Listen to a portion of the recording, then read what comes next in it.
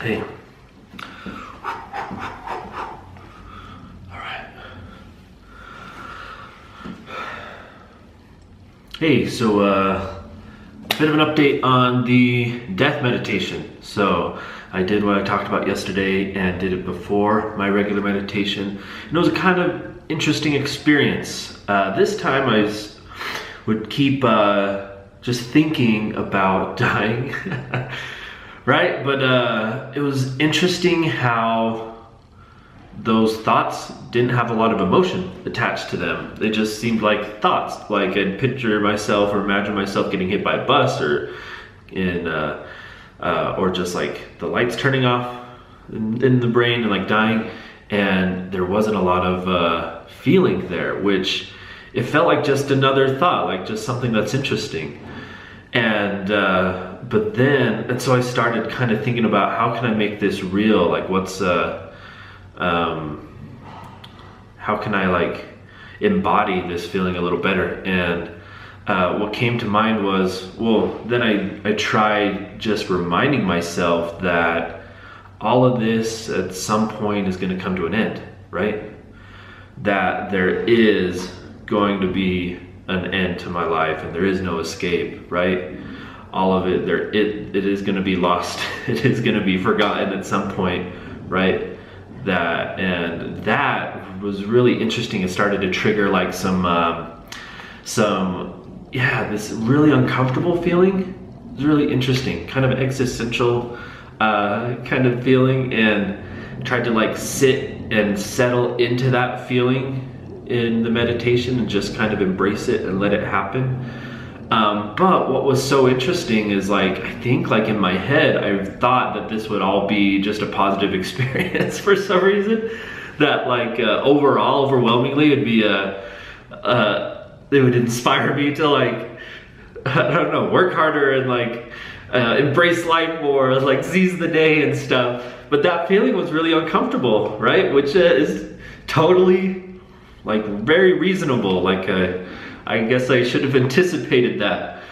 But I think like, and I don't know, like I started feeling this feeling, it felt similar to something like, and again, I feel like I felt it to a very small degree, but the feeling seemed to be the kind of feeling, if not the degree of feeling, but the kind of feeling that you might feel like on a hospital bed, right?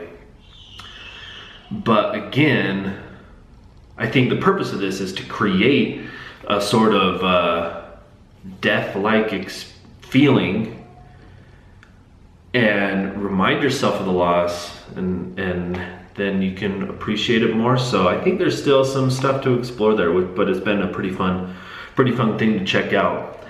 A couple other things I want to talk about today are just some general insights into meditation, but also yesterday was kind of, I would say probably, it might have been the most stressful day of my life.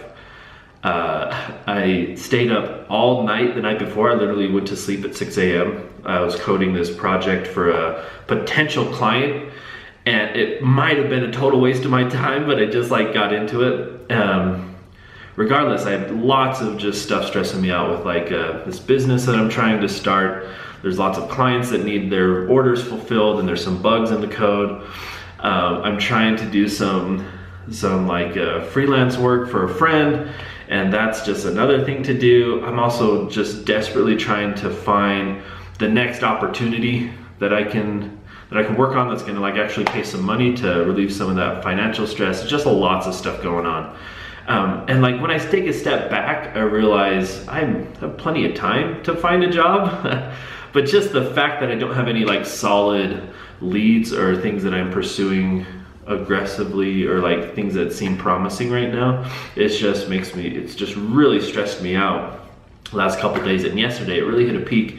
But what was so fascinating is like, for some reason I feel like I was in a position where when that stress amplified, I was also able to just amplify my stress reducing activities, right? Like the main one for me is meditation, but also the free journaling and whatnot. And actually this has turned out to be a really powerful tool there, and forcing myself to make time for this has been really I think a very positive thing for me, and really relieves the stress because it gives my mind something else to think about, right? And something else to obsess over in a fun way rather than obsessing in an anxiety way. But one thing that meditation has really taught me is that it seems to be the nature of the mind to worry, right? And it's not that the mind worries because it has stuff to worry about. The mind worries because it's part of the nature of the mind to worry, if that makes sense. There's just mindfulness and meditating this last year or so. I've just started to notice that I'll often, meditation is a real tool for me to reduce anxiety, and it's an interesting exercise. But I noticed that when I have the stressors in my life as they go up and down, when the stressors are down, I'm not necessarily less stressed, right? It's in fact common for me to be just as stressed out and full of worry when it's down there, right? So this leads to another powerful insight that I think has been helpful for me, is just to develop a sort of fundamental distrust of the voice in your head and your mind, right? And so when you feel those feelings or even think certain thoughts, to just not trust them, right? To just and so noticing that it's the nature of the mind to worry, and it's the nature of the mind to make up stuff to worry about, and to kind of manufacture anxiety creating situations and ideas. It's almost like a friend or someone that you know that lots of stuff that comes out of his mind is a lie, or at the very least not thought through, right? And so you just take his stuff with a grain of salt, and you don't let it bother you. I think that's not been an easy thing to realize, but more and more it seems to be the case. But then there's also this interesting idea that when you're feeling anxiety, it almost feels like the responsible thing to do to worry like crazy until it's resolved, right? And I think there's some truth to that, right? But at the same time, there's also truth to, if you're anxious and stressed out, you're less capable of resolving the stuff in your life. So, but it feels super irresponsible to just not think about it, to not worry about it, right? So there's definitely a balance there, but I do find it helpful times when I've been able to successfully give myself permission to not worry, right? And that's been a really helpful tool. But again, it all comes back to this distrust of mind, right?